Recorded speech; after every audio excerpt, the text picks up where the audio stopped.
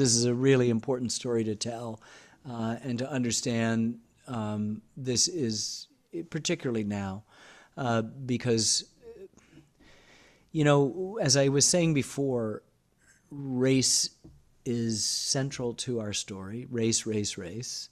And a lot of people don't like that. And a lot of people don't want to hear about it.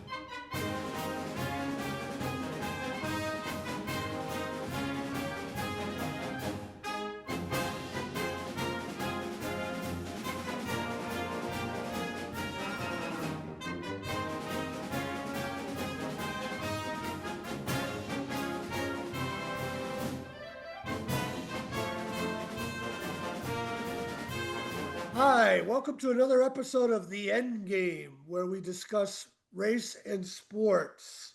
I'm Tom Shanahan, and my co-host is Herman Bowles. Herman, how you doing? Doing great. And boy, I feel privileged to have these two guests today. Jim Bibbs, who was the track coach at Michigan State until 1995. He started in 1968. He was the first black head coach at Michigan State in any sport.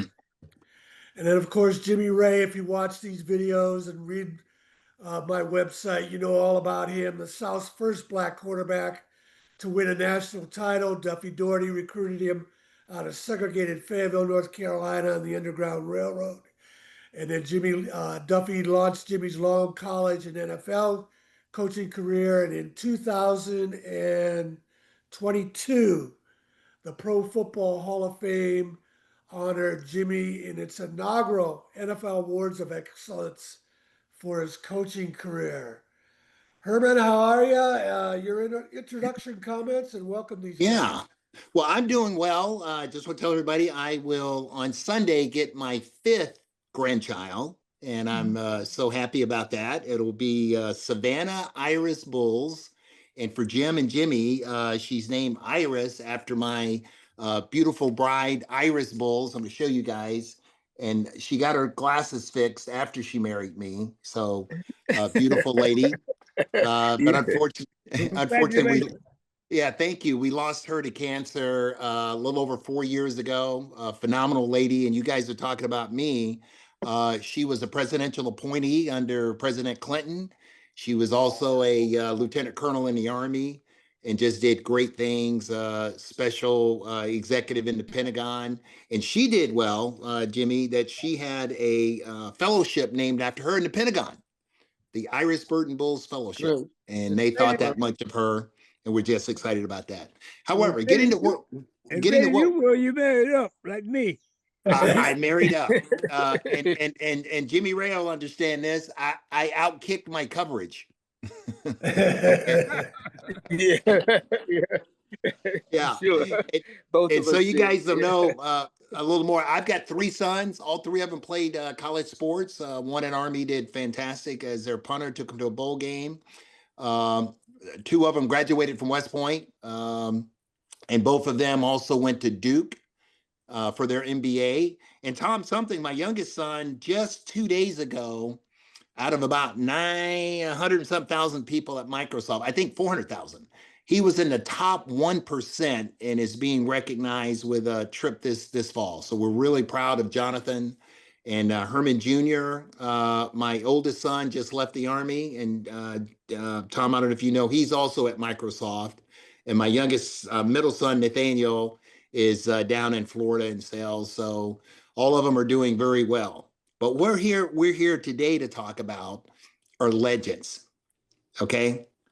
And we're talking about legends who have not only set the space, and I don't like to talk about Black legends, white legends, Italian legends. I like to talk about legends because both of these gentlemen have led the way in their own way. And Jim, I just was not aware of your story until Tom brought me up to it, to being the first Black head coach. You may have been the first Black head coach in the Big Ten. I don't know, but you definitely were at Michigan State. And Jimmy Ray, I was a quarterback, wasn't as good as you. but I had you as a role model to sit out there and think about. And just what a pleasure to have both of you gentlemen here today. And Tom and I are looking forward. And I'm going to say something about our host, Tom. Tom has a passion for telling, he has a passion and the ability to be a storyteller. And the fact that he wants to get history correct, and 50 years from none of us are here and someone is listening to this, to know that it took and it takes people like Tom to get the real message out into the mainstream so that history cannot be remade. History can be experienced as it actually happened. And we're going to make some history today here. You gentlemen, think about what you're doing today. This is going to be captured and it's going to be here for a long time. And little kids that don't even know us now are going to listen to this one day and understand, and they need to understand that we all stand on the shoulder of giants, and you two gentlemen are giants that I stand on the shoulders of. Tom? Thank you, Urban. I'm a Michigan State grad too, and I was a sports editor at the State News, the college paper, when Jim was coach, and when Jimmy was there too as an assistant coach. But I remember interviewing Jim Bibbs, and then when Ray of Light came out, I was at a high school game, and all of a sudden his phone rings, and it's Jim Bibbs thanking me and praising me for Ray of Light. And he had tracked me down, and I just thought about that. I should have had you on our show a long time ago, Jim. But let me give a little background on your career. You were a successful coach at Ecorse High School, track and field coach. And in the 60s, we had a lot of riots. There were the riots in Detroit and other American cities. And then you also, in the late 60s, you had a lot of black student groups demanding more professors, more coaches, more administrators. And so in 1968, that was happening at Michigan State. 1968, Duffy Daugherty hired Don Coleman as his first black assistant coach. Don is in the College Football Hall of Fame, played for the Spartans in the early 50s. And in 1968, when Jim was a high school coach at Ecorse, a Michigan State high school power, he gets a call from Biggie Munn, the legendary athletic director, asking him if he'd come up and take the job as head coach. Tell us that story, Jim, because I think you originally told me you thought somebody was pulling a joke on you. Well, first, let me clarify. I did not come in as head coach. I did not become head coach till, I became interim head coach about 82 or 3, but I became head coach 85 or 86. Okay. You hired me in 68 as an assistant coach. And yes, when I got that phone, and I got to have to thank the young man Ecorse High to make me look good, because every time they came up here at Michigan State Relay, we ran very, very well. And I'm sure, as you said, some student athletes was asking for some black coaches, black trainers, and so forth.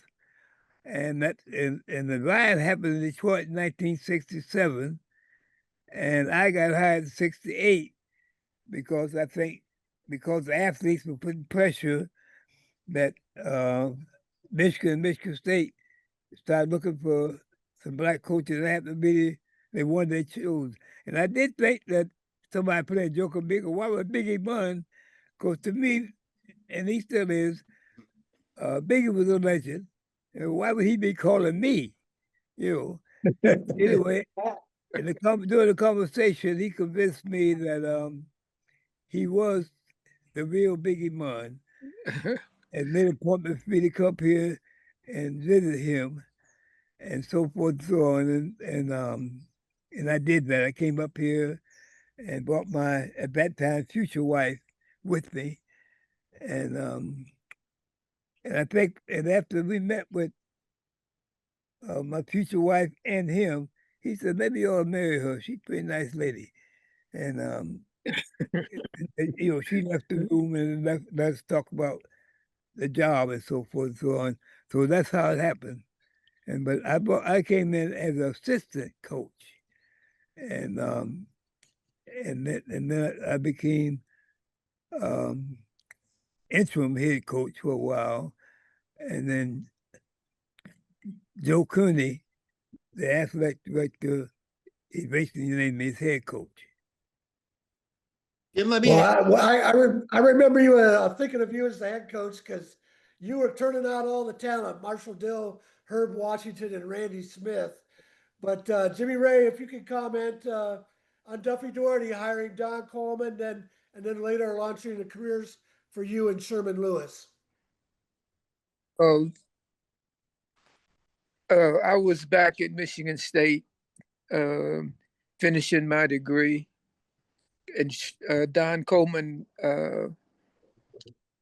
didn't think he was suited for coaching, and he wanted to go back into administration, and had a long and successful career in administration at Michigan State.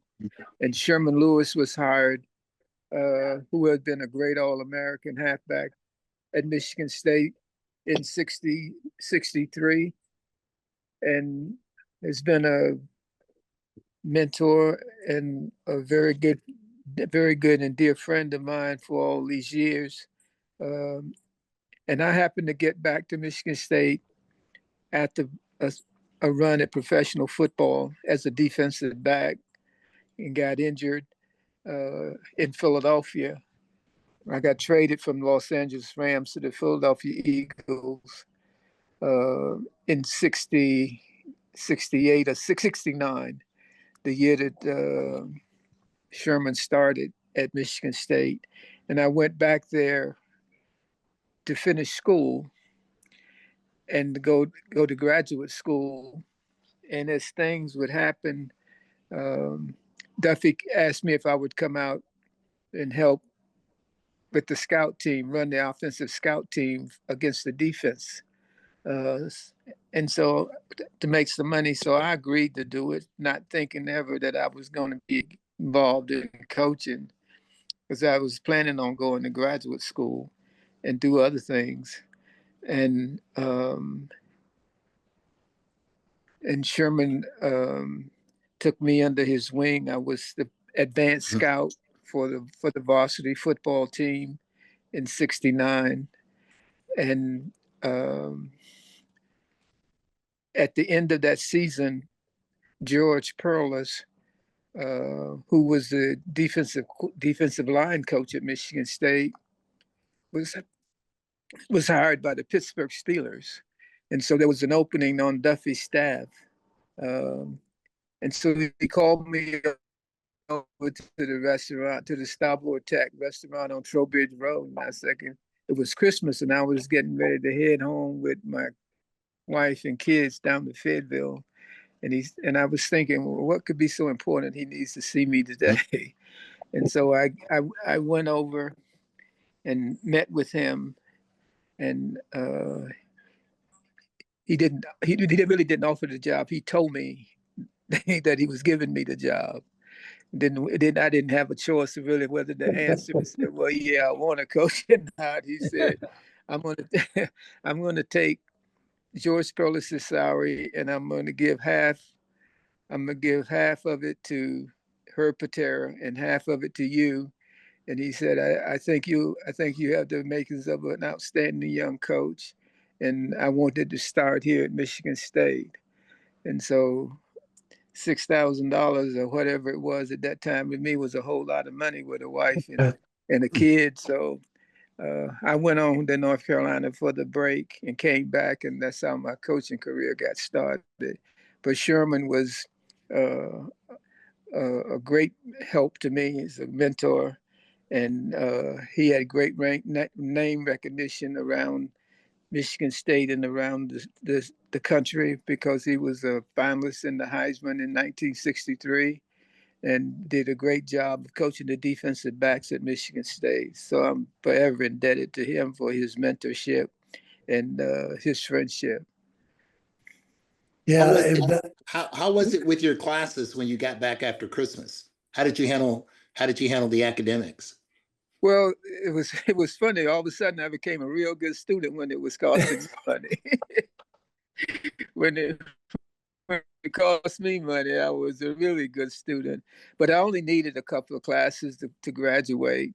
But really, I was getting that out of the way to enter into the master's program at Michigan State in administration of higher education. That was my purpose.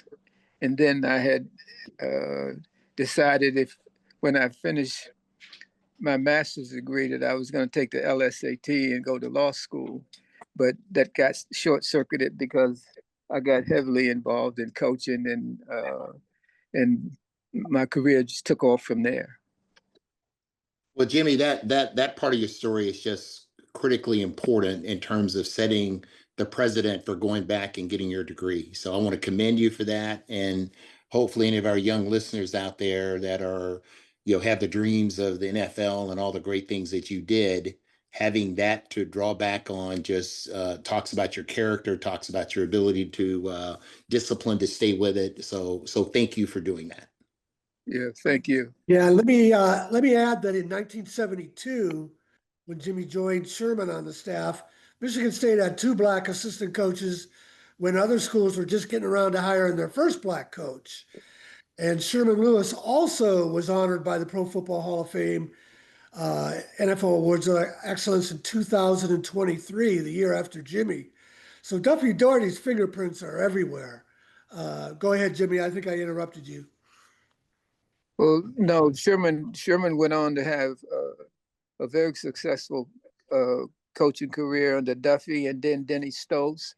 And eventually, I think Sherman has 4 Super Bowl rings.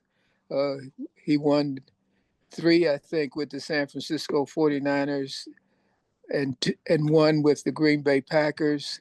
He was an offensive coordinator for the Green Bay Packers doing his tenure there, working with Mike Holmgren, and he was one of the first black assistant coaches as a coordinator to win a Super Bowl ring, and which was an outstanding feat. And then Herman, we need you to comment about Gary Steele, the first black letterman at West Point, going into coaching and spotting some kid down in Alabama that might have some potential.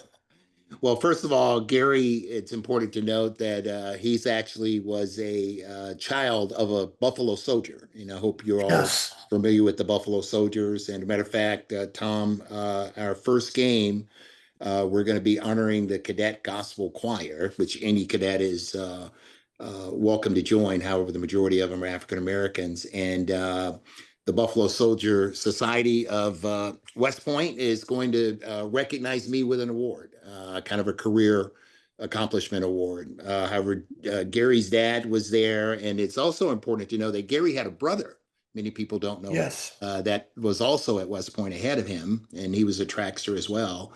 But Gary, we all know his story on the football field, and I don't know if many of you know, Jim, he was also a high jumper in track. And That's right. Jim, I hear from you. I had my high school record at 6'3.5" back in 1974. I don't know what that would have done on your team, but back then it was a hell of a lot for me. and anyway, having you was closer to me in the high jump than I was you in the academic range. Okay. So having the importance, I think that both of you gentlemen play is something that Gary did for me. I'm a little skinny kid down in Alabama, pretty good student, pretty good athlete. And then all the schools started talking to me. And this really handsome, you guys know Gary, he still looks like he could play today. And he came down to my hometown and talked to me. And I got to tell you, it made a difference seeing someone who looked like me that had gone through this very challenging experience. And not only that, did it being a great athlete. And Gary, he helped coach. He coached the receivers, even though I was a quarterback. But I still just going back to West Point. You go back and you see a familiar face as you're getting ready to go through what we call Beast Barracks, which is a very challenging summer training exercise. And after about 2 weeks, the football players are able to get together, and just seeing Gary's face there meant a lot to me. And again, having role models is one of the most important things. And we're all on this show, we're all role models. And it's something that we really don't think of in terms of the legacy that we're leaving behind, that we're having such an impact on other people. And I already talked about you gentlemen, but Gary is another one that has been very, very instrumental in my life. Okay, well, let's watch this little video about Jim Bibbs when he went into the Michigan State Hall of Fame, about his coaching career. Herb Washington, Marshall Dill, Randy Smith, some of his legendary world-class sprinters. And then he also coached Judy Brown, who was from East Lansing High School and was an Olympic silver medalist in '84 in Los Angeles. Well, let's watch this little video of Jim being inducted into the Hall of Fame. Michigan State University has had many great coaches, but for Black History Month, we're highlighting a Hall of Famer. During his tenure, Spartans earned 52 Big Ten titles, 2 world records, and All-American honors 26 times. Jim Bibbs was the first Black head coach at Michigan State University. This is the track where he used to coach, and this is his story.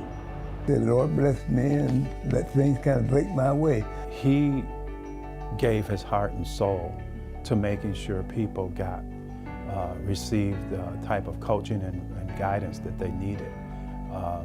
That's just who he is. He's built that way. Jim Bibbs' first love was baseball, but when he got to Eastern Michigan University, there was no freshman baseball team, so he joined the track team, igniting a passion that would last for the rest of his life. Bibbs coached track in his hometown of Ecorse, Michigan, leading his teams to back-to-back titles in 1996 and 1997. There's so many little things can happen that can change your whole life. And one phone call did just that. Biggie Munn called me, and I kind of hesitate a little bit because I love Ecorse. That's my home. I was born in Ecorse, raised in Ecorse. And when I got the job as coach at Ecorse High, I thought that was my destination job. And people around me told me this is a major university. But I decided to come on up here. And the rest was history. During his time at MSU, he coached some of the top sprinters like Herb Washington and Marshall Dill, also members of the Michigan State Athletics Hall of Fame. Being the first Black head coach at Michigan State, I think is powerful because he paved the way for many other coaches of color to follow. He's had some challenges as far as race is concerned, but he had the ability to overcome that because one, he believes in himself and the Almighty, and he's also very skilled at what he does, and he's a people person. Having a black skin, I've never really looked at it as a handicap. I had to do what I got to do, and I'm going to try to do the best I can do. He's a husband, a father, and a coach. Many view him as a legend, especially his son, Andy Wells, who has trained under Bibbs since he was 9 years old. He would take me to the track and work me out when I was a young kid, have me run against other people, and basically challenged me and to really gauge my competitiveness. Bibbs was a coach on and off the track, always encouraging his team to run fast and work even harder in class. My brother was trying to do the best I could, team-wise, individual-wise, to try to make those young men and girls successful on the track, and at the same time teach them how to grow up and be good people. The thing that really impresses me most about my dad is he doesn't necessarily just care about your athletic ability. He wants to make sure that you grow and mature into a fine human being. And to me, that's what a life coach is all about. Bibbs is the longest tenured track and field coach in program history, coaching from 1968 to 1995.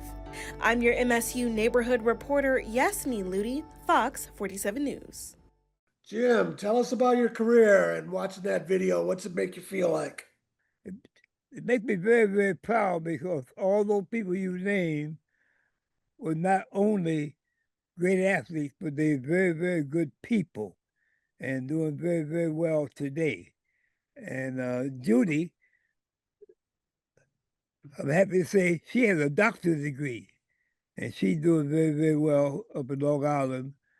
And Mary's, so she has a doctor's degree, a silver medal in the Olympics, and Mary's a judge. So I think she turned out pretty good. Yeah. Yeah, and I didn't know about your baseball career, and of course, Herb Washington was signed by the Oakland A's as a base stealing expert, and played for the A's. Well, I think about 3 seasons. And with your world record, well, did you give Herb Washington any baseball advice, Jim? Since you had a good baseball background. No, Herb was further than me in one day. Okay, well, you gave him plenty of track advice, but I started thinking if you had tied the world record in a 60 indoor hour dash in 1951, Branch Rickey should have signed you for those Dodger teams to steal some bases. But Jimmy, talk about Jim Bibbs and what he meant to Michigan State. Well, words would probably not do it justice, but such a great coach and a high character individual that entered into collegiate athletics as a Black assistant coach in track when that wasn't when that was really a novelty. And the things that the challenges that he faced, and he was an example for all of us, Sherman and I, as we started our coaching career.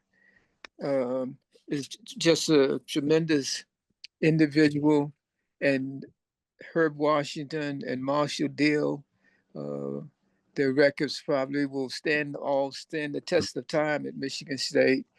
He was very instrumental in their background, and as you mentioned earlier, Judy, who won the Olympic medal. But I think, aside from the names that have been previously mentioned and the ones that everybody knows, I think what he did with the other track athletes at Michigan State, his leadership and his mentorship has been exceptional, and still continues to bear fruit as we go forward. Yeah, and still a Michigan State ambassador at age 96. Yes. Should have said Well, earlier. Thank you very much. And one thing Jimmy and I got in common, a young man that I had in high school, he won a state championship for the shot put, but I coached him at Ecorse High. And Jimmy coached him at Detroit Lions, young man named Dave Purefoy. Yeah, a great pass rusher. That's right. Yeah, Dave Purefoy was an outstanding pass rusher for us with the Detroit Lions. He was a rolling ball of butcher knives, that guy. He was really an outstanding pass rusher. He wasn't very big, but nobody could block him. And he had a very successful career with the Lions. I think picked him up from Green Bay, and he played the end opposite Al Bubba Baker, and was an outstanding player. Thank you. Okay, well, Jimmy went into the Michigan State Hall of Fame in 2018, and in 2023, the NFL Network did a outstanding documentary. In fact, it won an Emmy, a sports Emmy, The Indelible Legacy of Jimmy Ray. So let's watch this little 3-minute teaser on it, and then we'll come back with comments. I'm Emmanuel Sanders, and I just retired from a 12-year NFL career. As I transition, I feel that it's important to look back on history and learn about the pioneers of the game. It's an honor to tell a story of Jimmy Ray, a trailblazer who helped shape the culture for Black quarterbacks and Black coaches in the National Football League. And one word, I'd describe Jimmy Ray as iconic. Impactful. Intelligent.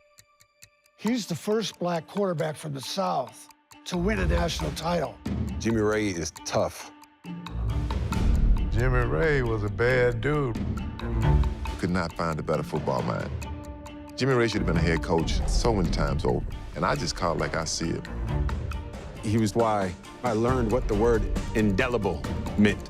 He explained, indelible means that they can never take it away from you and it's gonna be there forever.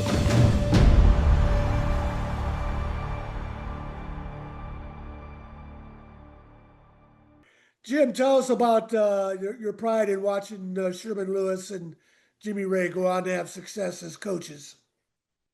Well, you know, I looked up to them also because, as I say, football is king almost everywhere, but football is really king at Michigan State.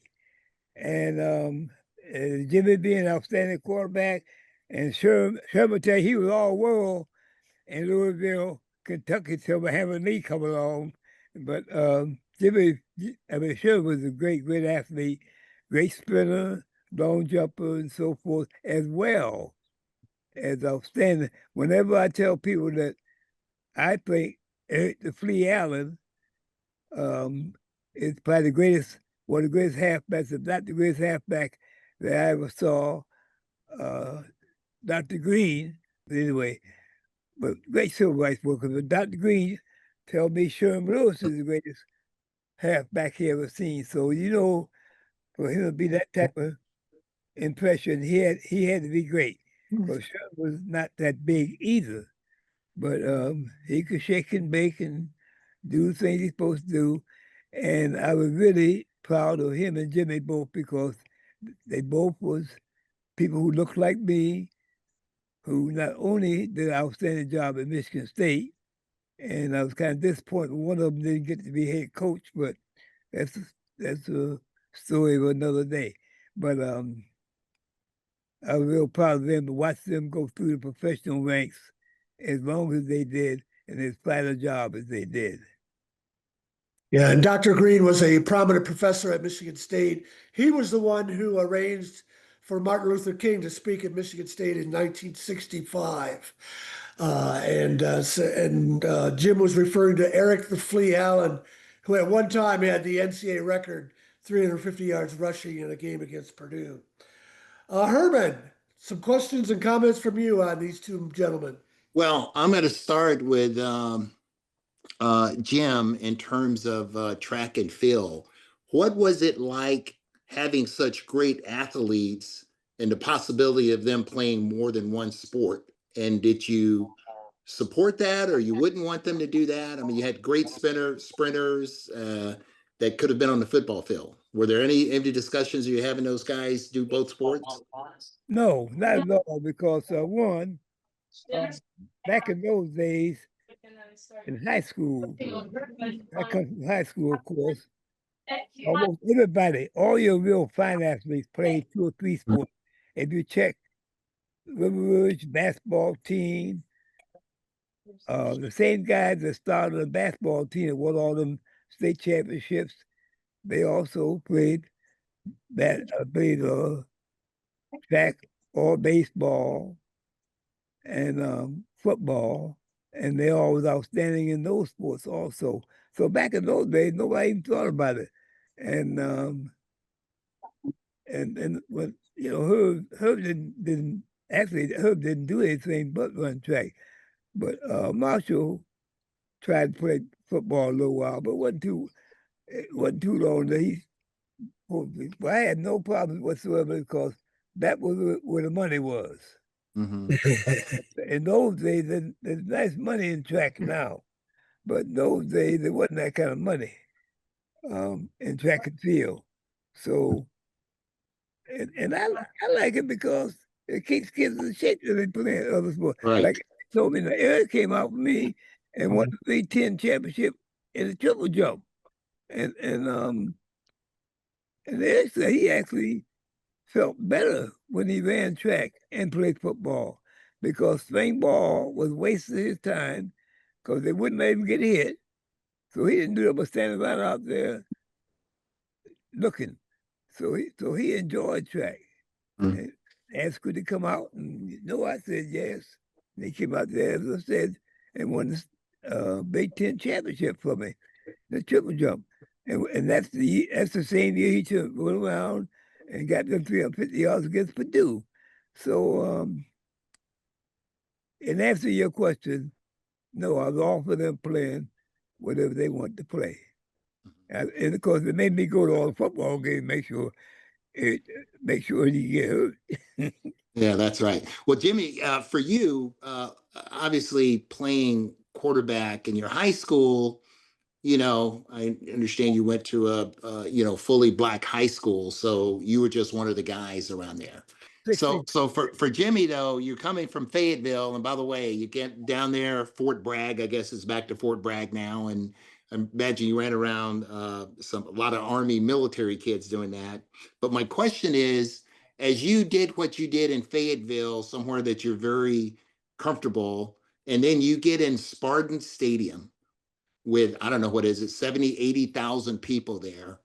And you're out there, one of a few Black people on the field in what is the most important position on the football field.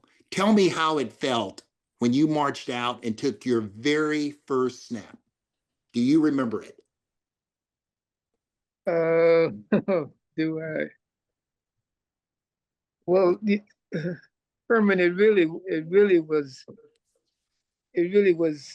wasn't really different. I think the thing that transpired during the time that I entered was the freshmen wasn't eligible to play football. So you had a freshman team.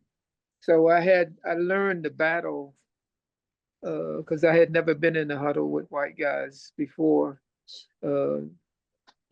Never called plays in the huddle with other white players. So I got acclimated to doing that, and I had to give a shout out to Bert Smith, who was my freshman football coach. He was very very hands-on in dealing with me, and I didn't have much contact with Duffy my freshman year, other than when he came down to get us to scrimmage against the varsity or the guys on the varsity that didn't play in the game on Saturday so we could get beat up. But it was different, but it was also comfortable because that was what I did. I had always been a quarterback and in the position of leadership. I remember in my sophomore year, the first time I got into the varsity game against UCLA in East Lansing. I didn't have time to think about if it was different or not. It was still football, and so I got in the huddle and called the play, and we executed and played. I didn't have any anxiety about it previously. I didn't think of it at the time as something as monumental. I mean, because I guess naivety and competing in athletics was natural for me. It was just another hurdle that I was able to cross. Well, I think I can tell you, Herman, that he felt comfortable by then or natural by then, because when he was brought up from the freshman team to go against the varsity, he was running for his life from Bubba Smith and George Webster and Charlie Thornhill. Is that right, Jimmy? Yeah, that's for sure. Yeah, I got that duty. I got to practice against those guys, and they were the best in the nation. Not only the best defensive players at Michigan State, but they were the best players in the whole United States. So that challenge was that challenge was magnified by the fact that I thought, well, if I can do well against them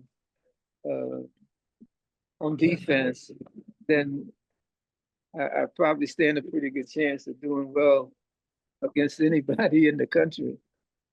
Well, Jimmy, not all former great players make great coaches, and you obviously did it at a phenomenal thing. And Tom is one of your biggest proponents, saying that you should have been a head coach in the NFL. Unfortunately, that did not happen. But what is it that takes? What does it take to successfully transition from being a player to being a great coach?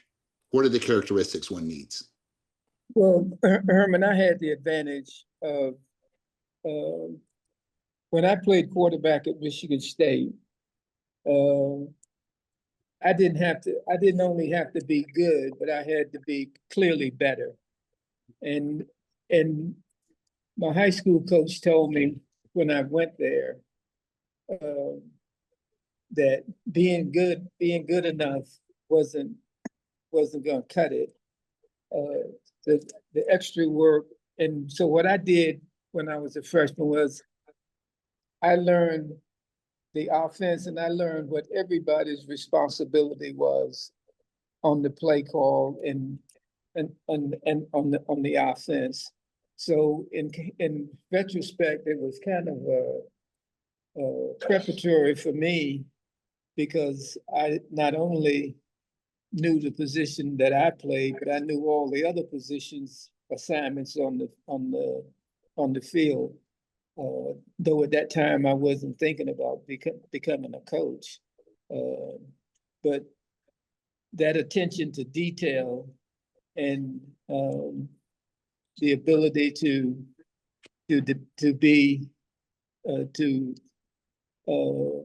command respect and not demand respect, those things, and let people know, let the players know that you're with them, that you're on their side, and balance that with the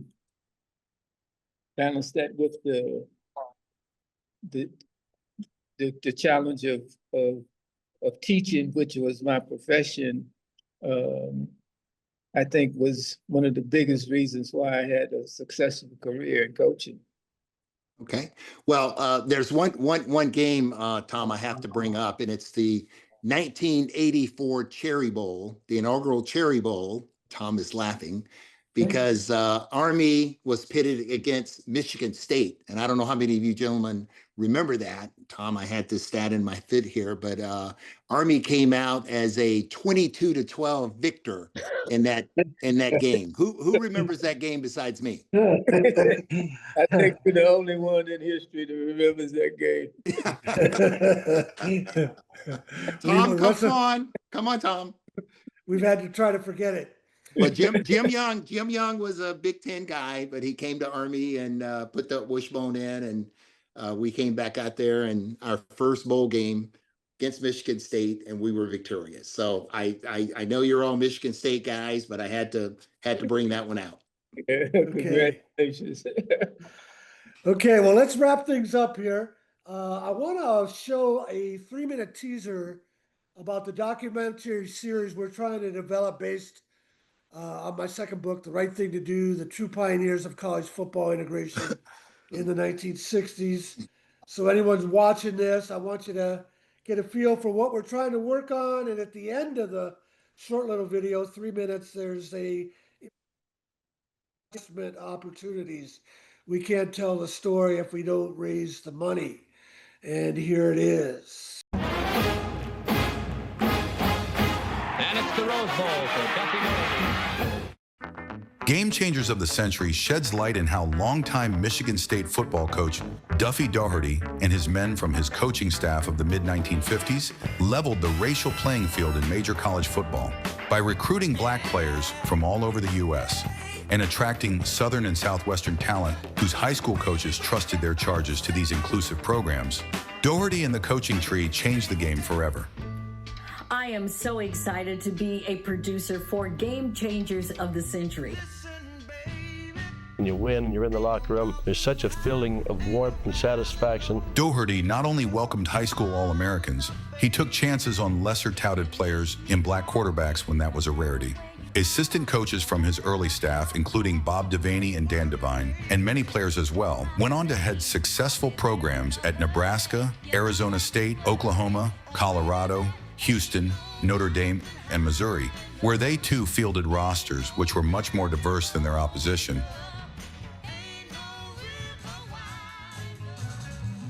I was lucky enough to be at the game that changed the world forever. Witnessed by 33 million viewers when #1 ranked Notre Dame faced #2 Michigan State in 1966. The game ended in a 10-10 tie and became known as the game of the century. Game Changers also debunks prevailing myths regarding racial milestones in collegiate football and provides social background as to what was happening in the country. In 1962, the Colorado University Buffaloes won the right to go to the Orange Bowl. The committee would not allow the black players to stay in the same hotel. If we're going to go, we're going to be a team. Joe Romig, the team captain, told them they would boycott the Orange Bowl unless they could stay in the same hotel. 8 years later, another Colorado team would once again bump into the ugliness of racism. It's Alabama versus Colorado. It was Eddie Crowder's 1969 Buffs who matched up against Bear Bryant's Alabama Crimson Tide in the Liberty Bowl. The Crimson Tide, however, was still a team of all white players. Game Changers is being produced at a time where the spotlight is on the University of Colorado and head football coach Deion Sanders, the first HBCU head coach to transition to a Power 5 coaching position. At the University of Colorado, he led the Buffaloes to a 9-3 regular season record in his second year as head coach. The 2024 Heisman Award goes to Travis Hunter.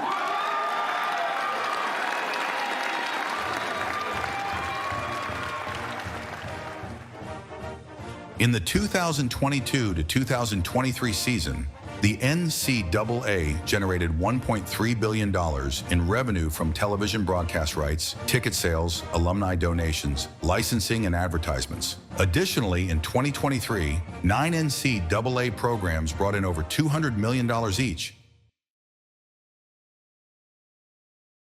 Okay, great show. Jim Bibbs, can you give us your final comments? Thank you very much for giving us the opportunity to express ourselves on this show. And I'm very, very honored and proud that I'm one of the fortunate ones that you picked. And you know, I'm honored to be on the show with two of the great people, academically as well as athletically. And all I can say is, just as Jimmy said, once you start playing, although you know you're a black coach, once you start playing or coaching, you're no longer a black coach or white coach, you're a coach. And you don't think about race and all those things. You just got to be the best coach you could be. And I tell people, I didn't work no harder at Michigan State than I did Ecorse High. I tried to coach the best I could when I was at Ecorse High. And then when I came up here, I coached the hardest and best I could up here, and see what the outcome is. And I've been blessed to be pretty fortunate, and as I said, some great people to work with. And great people do one or two things: they make you great athletes like Herman Marshall and Bubba and all of them. They either make you great or get you fired. If they don't keep progressing and doing well, then everybody blame you because they know you got great talent to work with. So all I can say is thank you for all of you to include me in this program. Ray, your final comments. Well, it's certainly a privilege and an honor to be on the program with Herman and Coach Bibbs. I've heard from Charlie Baggett about Herman quite a bit in the last 2 or 3 years. Though we haven't met personally, I'm looking forward to that. And to be mentioned in the same breath as Coach Jim Bibbs, a legend at Michigan State, not only as a coach, but as a person. It's been really exciting. I'm glad I was very fortunate to arrive at Michigan State when I did in the midst of the civil rights movement and all of the great players that were along with me there that came from the South. George Webster, Jimmy Summers, Charlie Thornhill, Bubba Smith, Jesse Phillips. It was a time of reckoning, and I was truly blessed to be a part of it. And it wasn't really much for me to do, but I do. And I try to do it to the best of my ability. And it led to a national championship in 1965 and 66. And today is a great example of what Duffy told me my sophomore year. And he said, if you all do the things you're supposed to do and take care of business and play the way you can play, your name will be written in indelible ink. And at the time, I didn't know what indelible meant, but 60 years ago, I've come to understand that indelible never washes away. And so I'm honored and pleased to be a part of this, and wish everybody good health going forward. Okay, and as usual, I'm gonna have Herman bring us home. I really appreciate having Herman on this show because he provides so much more insight and perspective than I can. Herman, if I didn't mention it earlier for our audience, not only went to West Point, but he's a retired colonel, successful business career at JLL in Washington, one of only 4 black men in the Alabama Business Hall of Fame. One of them is Booker T. Washington. Herman, your final thoughts. Yeah, well, thank you very much. And Jim and Jimmy, what a pleasure to be with you today. And one of the things we didn't discuss that I think is so important that you do. I was also a professor at West Point after completing Harvard Business School. And as you look up, the Chief of Staff of the Army right now, one of my students. So the reason I say that, in your coaching career, you touched so many people. And then those people touch so many people that the lineage and the tree that you have bloomed and blossomed, so to speak, will go on forever. So I want to thank each of you gentlemen for what you do, even when you don't know you're doing it. Just your presence makes it happen. And it was very, Jimmy Ray, hearing you talk about going to that huddle for the first time, it's so important people understand this. You didn't think about the crowd. You didn't think about black and white. You thought about football, what you had been trained to do, and then you went out and executed. And that's what we really want to do, and use athletics as a means to an end.